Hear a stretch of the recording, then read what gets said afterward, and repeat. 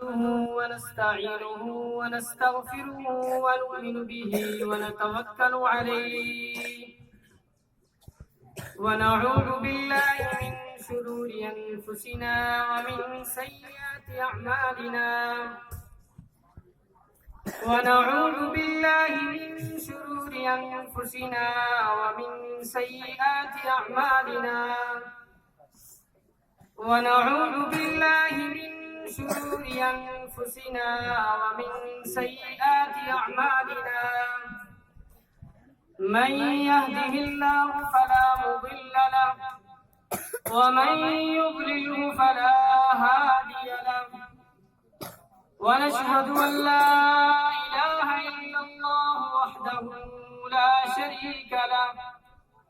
ونشهد أن سيدنا وسندنا ومولانا محمدا عبده ورسوله قال الله تبارك وتعالى في الكلام المجيد والفرقان الحميد أعوذ بالله من الشيطان الرجيم بسم الله الرحمن الرحيم إنا نحن نزلنا الذكر وإنا له لحافظون وقال الله تبارك وتعالى وقال الرسول يا رب إن قوم اتخذوا هذا القرآن مهجورا وقال النبي صلى الله عليه وسلم خيركم من تعلم القرآن وعلمه أو كما قال عليه الصلاة والسلام ہے کمال رتبہ مصطفیٰ بلغ العلا بکمالہ ہے کمال رتبہ مصطفیٰ بلغ العلا بکمالہ یہ اثر ہے ان کے جمال کا کشفت دجا بجمالہ کسی ایک ادا کی تو بات کیا حسنت جمیع خصالہ کسی ایک ادا کی تو بات کیا حسنت جمیع خصالہ وہ خدا کا جس نے پتا دیا صلو علیہ وآلہ درود شریف پڑھیں اللہم صلی علی سیدنا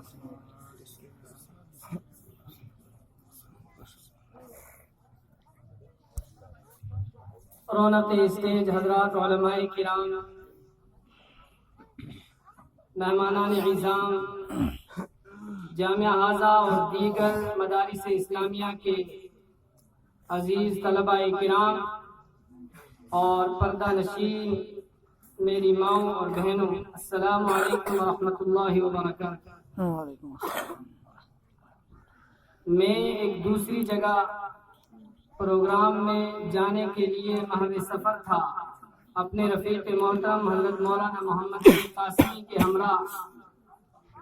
مدرسہ دیکھنے کی نیت سے یہاں حاضری ہوئی مجھے نہیں معلوم تھا کہ اتنے بڑے علماء کے سامنے مجھے بھی لب کشائی کا موقع ملے گا تاہم چند منٹوں کے لیے آپ کی سما خلاشی کے لیے حاضر ہوں جو کچھ اللہ تبارک و تعالیٰ کہلوائے دعا ہے مالک الملک سے کہ اللہ رب العالمین حق اور سچ کہنے کی توفیق نصیب فرمائے اور مجھے اور آپ سب کو اس پر عمل کرنے کی توفیق نصیب فرمائے ایک دینی مدرسے کا سالانہ جلسہ ہے اور مدارس یہ دین کے قلعے ہیں ان کا سلسلہ اصحاب صفہ کے ساتھ جا کر ملتا ہے اور انہی مدارس میں بیٹھ کر پڑھنے والوں کے لیے رسول اللہ صلی اللہ علیہ وسلم نے فرمایا کہ خیرکم من تعلم القرآن وعلمہ کہ تم میں سب سے بہتر انسان وہ ہے روئے زمین پر جو قرآن کو سیکھے اور سکھائے جو قرآن کو پڑھے اور پڑھائے اور کسی کہنے والے نے کہا گر تو میخواہی مسلمان زیستن گر تو میخواہی مسلمان زیستن نیست ممکن جز با قرآن زیستن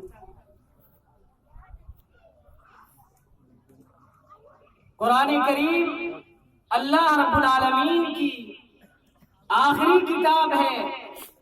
اور واحد ایسی کتاب ہے کہ جس کی حفاظت کا ذمہ اللہ رب العالمین نے اپنے ذمے رکھا ہے۔ آسمانی جتنی کتابیں نازل ہوئی اور جتنے صحائف نازل ہوئے، صحف ابراہیم اور موسیٰ ہو یا دیگر انبیاء کرام علیہ السلام کو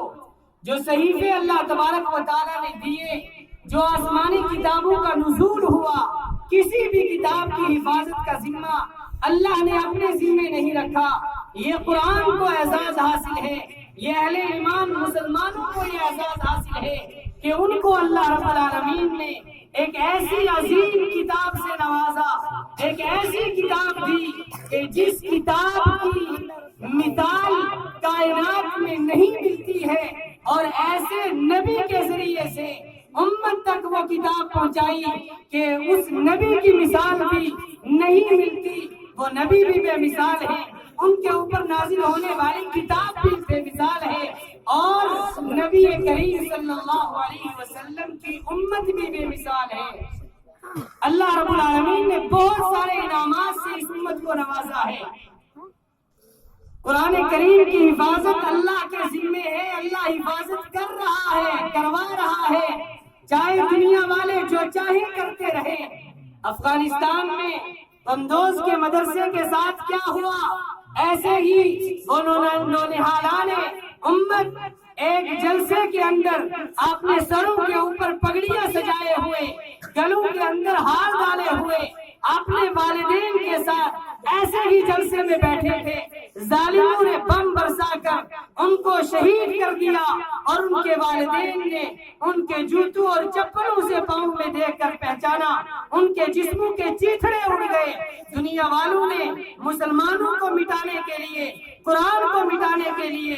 بہت کوششیں کی ہیں اور کرتے رہیں گے قیامت تک، لیکن نہ قرآن مٹے گا، نہ صاحب قرآن مٹیں گے، اس لیے کہ جس قرآن کی حفاظت کا ذمہ اللہ نے اپنے ذمے رکھا ہے، ایسا نہیں ہو سکتا کہ جس حافظ قرآن کے سینے میں قرآن ہو اور جس عالم دین کا صبح اور شام کا کام اٹھنا اور بیٹھنا، چلنا اور پھرنا قرآن کی نسبت پر ہو، اللہ تبارک و تعالیٰ اس کو رسوا کر دے۔ ای خیال استو محال استو جنو، یہ نہیں ہو سکتا۔ مٹانے والے مٹ جائیں گے، دنیا کی طاقتیں ختم ہو جائیں گی، چاہے وہ غرور کے اندر کوئی غرور ہو، ایٹم بم رکھتے ہو یا سپر پاور اپنے آپ کو سمجھتے ہیں۔ سپر پاور طاقت ایک اللہ کی ہے، جس نے ابراہ کے لشکر کو تہ و بالا کیا تھا، جس نے دنیا میں جب بھی ظالموں نے قرآن سے ٹکر لی، علماء سے ٹکر لی، تو اللہ تبارک و تعالیٰ نے